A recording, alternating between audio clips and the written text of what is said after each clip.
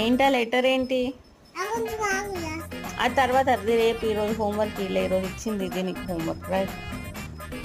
What is the letter?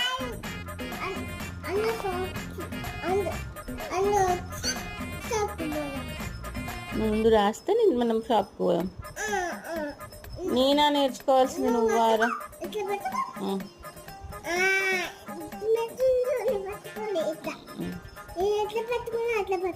పట్టుకున్నా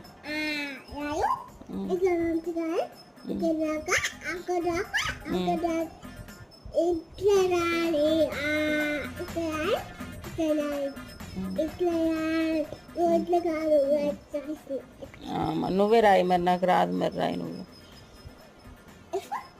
fish.